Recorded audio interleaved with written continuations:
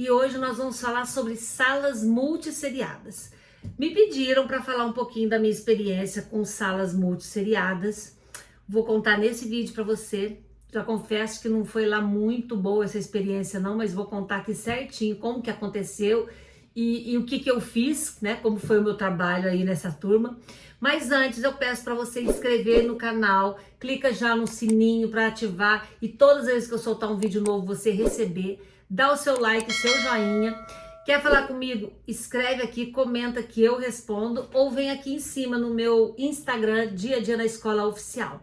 Vai lá que eu posto bastante coisa legal. Fala comigo lá. Eu gosto muito de conversar com vocês no Instagram, porque é mais fácil, né?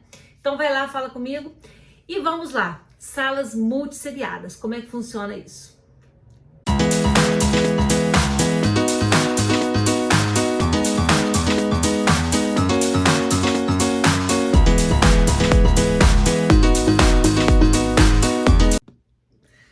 Então vamos lá. Eu tive essa experiência com uma sala multisseriada, mas já faz muito tempo. Eu tinha acabado de formar e apareceu uma turma multisseriada para que eu pudesse lecionar. Fiz estágio também numa sala multisseriada na zona rural e confesso que eu achei bem difícil essa experiência, gente.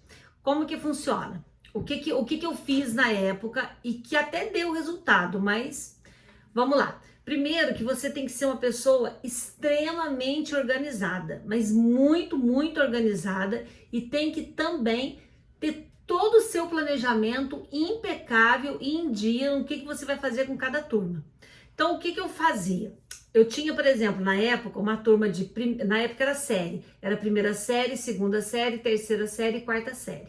Então, eu peguei a sala de aula, dividi a estação da primeira série aqui no cantinho, que eram umas 4 crianças, a estação da segunda série ali na parte de trás, que eram 5 crianças, a estação da terceira série, a estação da terceira e da quarta série.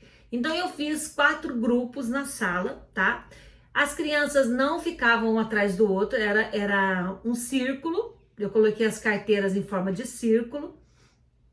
E ali o que eu fazia? Eu chegava na escola, eu já vinha com atividade impressa para todas as turmas.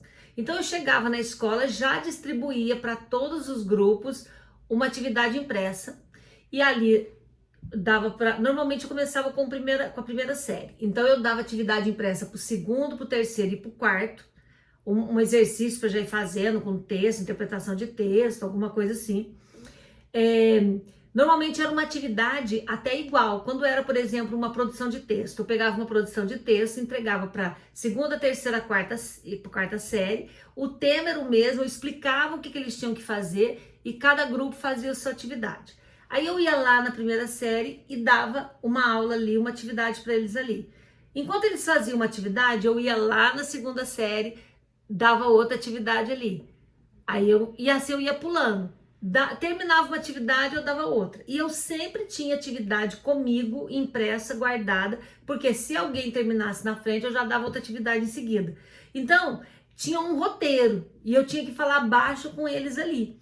Aí no quadro, quando eu tinha que usar o quadro, eu virava, né, pedia para as crianças olharem para mim, escrevia no quadro, passava para eles, eu dava muita coisa impressa, até a escrita, como fazer, como copiar, era tudo bonitinho, eu dava para eles ali para que eles copiassem. Então, gente, eu trabalhava quadriplicado, porque assim, você não pode deixar a criança sem ter o que fazer, porque eles fazem bagunça, né? Então, eles ficam agitados. Então, era muita atividade em folhinha que eu tinha, muita mesmo. Já deixava caderno de caligrafia pronto. Quando trabalhava dificuldade ortográfica, eu já trabalhava com o grupo. O que eu pudesse fazer com os grupos, eu fazia. Então, assim, produção de texto, eu já fazia com todo mundo, mas é lógico que eu cobrava cada qual no seu nível. Eu dava sempre uma imagem e trabalhava a produção de acordo com cada equipe, né? Com cada série, com cada estação ali. Aí com aquela imagem, a primeira série fazia de um jeito, a segunda de outro, a terceira de outro, a quarta de outro, mas era a mesma imagem.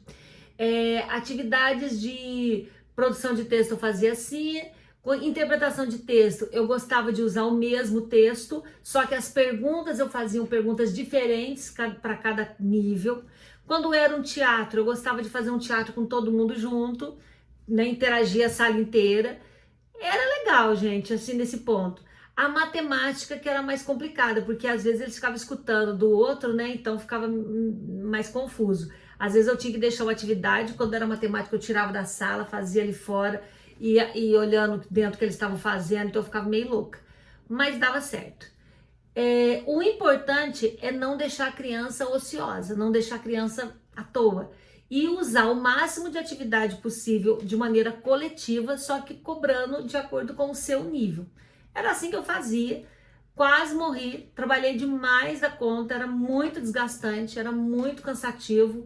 Você tinha que ter um controle, um domínio da sala muito grande, você tinha que ter uma organização muito grande. E cada um num nível diferente, você ainda tinha que socorrer isso daí. Então, olha, não foi fácil. Depois eu, sinceramente, quando eu pude deixar essa turma, eu larguei, porque terminei o ano bonitinha, mas no outro ano eu saí e falei, não, chega, não quero sofrer não. E saí, e fui para pegar uma turma específica mesmo. Mas foi bom, a experiência foi boa, e se você tá aí nessa experiência, boa sorte, porque eu te entendo que não é fácil. Um beijo no coração. Tchau.